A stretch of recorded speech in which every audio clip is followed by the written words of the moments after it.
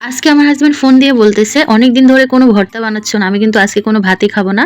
তুমি যদি আমাকে ভর্তা বানিয়ে না খাওয়াও, দেখবা আমাকে ভাত খাওয়াতে পারবা না।" তো আমি তো মহা চিন্তায় পড়ে গেলাম। এখন আমি কি রান্না করব? মানে ভর্তা আইটেম কি বানাবো? তারপর ভাবলাম যে বাঁশপাতা শুটকি নিয়ে আসি। তারপর নিয়ে এসে আমি এখন একটা ভর্তা বানাবো। তবে আমি কোনো বাটাবাটি ঝামেলার মধ্যে যাব না। তবে মরিচটাকে আমি অবশ্য বেটে নিতেই হবে। যদি ভর্তা মন মতো খেতে চান, অবশ্যই ভর্তার মধ্যে মরিচ বাটা দিতে হবে। তবে বাঁশপাতা শুটকিটাকে আমি আজকে বাটাবাটি ঝামেলা ছাড়াই খুব মজাদার করে একটা বাঁশপাতা শুটকির রেসিপি করে ফেলবো। তো আসসালামু আলাইকুম সবাইকে। ১ম এ আমি গরম পানি করে হালকা একটু গরম পানি করে এই যে বাঁশপাতা শুটকিটাকে ভিজিয়ে রেখেছি। এই যে উপর থেকে যে ময়লাগুলো আছে সেগুলো আমি গরম পানিতে পরিষ্কার করে নিয়ে আরো কয়েকবার ধুয়ে নিব। যেহেতু এই ভর্তাটা করতে হবে তাহলে এখানে লাগবে প্রচুর পরিমাণে পেঁয়াজ কুচি আর লাগবে রসুন। তো আমি রসুন এখানে প্রায় বড় সাইজের ৪ টা নিয়েছিলাম আর এখানে ৫-৬ টা পেঁয়াজ কুচি করে নিয়েছি। তো এখন একটা কড়াইতে আমি ১ম এই অনেকগুলো তেল দিয়ে দিয়েছি। ভর্তা করতে গেলে কিন্তু তেলের পরিমাণ একটু বেশি লাগে। তো এখন তেল দেওয়ার পরে আমি দিয়ে দিলাম পেঁয়াজ কুচি। এখন পেঁয়াজটাকে আমি একটুখানি ভেজে নিব। ভেজে নেওয়ার পরে আমি যে রসুনটাকে আমি মাঝখান দিয়ে কেটে রেখেছি সেটা এখন দিয়ে দিব। এখন একই সাথে আমি পেঁয়াজ আর রসুনটাকে ভালো করে তেলের মধ্যে ভেজে নিব। পেঁয়াজও নরম হয়ে যাবে আর রসুনটা ভেজে নিব খুব সুন্দর মতো। একটু সময় নিয়ে যেহেতু করতে হবে আর আমার হাসব্যান্ডকে যেহেতু ভাত খাওয়াতে হবে, যেহেতু রাত্রে সে ওষুধ খেতে হয়, তার মাছ-মাংস থেকে একেবারে রুচি উঠে গিয়েছে। ১ মাস ধরে রোজার অনেক বেশি মাছ-মাংস খাওয়া পড়েছে। যেহেতু এখন ভর্তা খেতে চেয়েছে তাহলে তো একটু মজা করে সময় নিয়ে করতে হবে। একটা আইটেম করব, অনায়াসে ২ প্লেট ভাত মজা করে খাবে। দেখতে পাচ্ছেন পেঁয়াজ আর রসুনের কালার পরিবর্তন হয়ে গিয়েছে। আমি আপনাদের দেখাতে চাচ্ছি যে রসুনটা এক্কেবারে সুন্দর মতো ভাজা হয়েছে।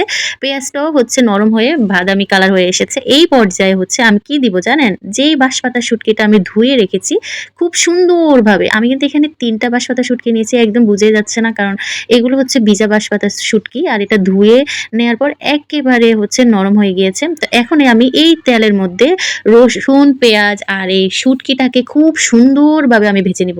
আর এই বাঁশপাতা শুটকিটা এখন দেখতেছেন না গোটা, এটা একেবারে ভাজা করতে একেবারে ছোট হয়ে যাবে। পেঁয়াজ আর রসুনের সাথে একেবারে মিশিয়ে যাবে। তখন আর বুঝেই যাবে না যে আমি বাঁশপাতা শুটকি এখানে দিয়েছি। এই তেলের মধ্যে এইভাবে ভেজে নেওয়ার একটাই কারণ, শুটকির যে একটা গন্ধ থাকে সেটা এক্কেবারেই চলে যাবে। আমি কিন্তু কোনো লবণ এখনো দেইনি। এই যে দেখতে পাচ্ছেন এখানে পেঁয়াজটা খুব সুন্দর মতো ভাজা হয়েছে, রসুনটাও হয়েছে, সাথে শুটকিটাও। বুঝেই যাচ্ছে না আমি এখানে কোনো শুটকি দিয়েছি, তাই না?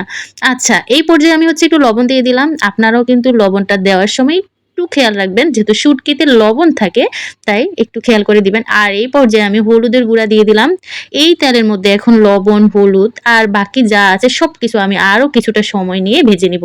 যেহেতু আমি শুটকিটা পাটায় বাটছি না, সেই অনুযায়ী এখানে সময় দেওয়াটা কোনো অস্বাভাবিক বিষয় নয় আমার কাছে। কারণ বাটাবাটি অনেক বেশি ঝামেলা আমার জন্য। তবে মরিচ বাটাটা আমি ব্লেন্ড করে নিয়েছি, সেজন্য একটু কষ্ট কম হয়েছে। যাই হোক, এই যে দেখতে পাচ্ছেন তেলটা উপরে উঠে এসেছে। ঠিক এই পর্যায়ে আমি যেই মরিচ বাটাটা করে রেখেছি সেটা এখন আমি দিয়ে দিলাম। এই মরিচ বাটা দিয়ে এখন আমি রসুন, শুটকি, পেঁয়াজ সবকিছু ভালো করে তেলের মধ্যে ভাজতে এই পর্যায়ে নিয়ে আসবো। যখনই দেখবেন ঠিক এইভাবে তেলটা উঠে এসেছে, তখন আমি যেই মরিচ বাটাটা দিয়েছি সেই বাটিটা ধুয়ে একটু পানি দিয়ে দিব। এই পানির মধ্যে এখন বাকি রান্নাটা হয়ে যাবে। পানি না দিয়েও আপনারা কিন্তু ওই পর্যায়ে আরো কিছুটা সময় ভেজে নিয়েও খেতে পারেন। কিন্তু আমার কাছে মনে হয় যেহেতু শুটকি ইউজ করেছি তাহলে একটু পানি দিলে হয়তো আরেকটু বেশি ভালো লাগবে। রান্না করে নিলাম। তো এই যে দেখতে পাচ্ছেন আমি শুটকিটাকে একেবারে শুকিয়ে ফেলেছি পানি দেওয়ার পরে। খুব সুন্দর একটা কালার এসেছে আর সবচেয়ে বড় কথা, তেলটা দেখতে পাচ্ছেন কি সুন্দরভাবে চারদিকে ছড়িয়ে ছিটিয়ে গেছে। তার মানে আমার এই রান্নাটা একেবারে হয়ে গিয়েছে। এত মজাদার এই বাঁশপাতা শুটকির রেসিপিটা একবার হলেও বাসায় ট্রাই করবেন, একবার হলেও। আমি আজকে এই রেসিপিটা করার পর আমার হাসব্যান্ড অনায়াসে ২ প্লেট ভাত খাবেই। আমি নিশ্চিত করে বলতে পারি। এখনো কিন্তু সে বাসায় আসেনি। কে বলেছে ভাত খাবে না, অথচ আজকে ২ প্লেট ভাত এই শুটকি দিয়ে খেয়ে ফেলবে। আশ্চর্য আমার কাছে। আচ্ছা যাই হোক, আপনাদের কাছে এই রেসিপিটা কেমন লেগেছে জানি না। যদি ভালো লাগে তাহলে অবশ্যই কমেন্ট করে জানাবেন।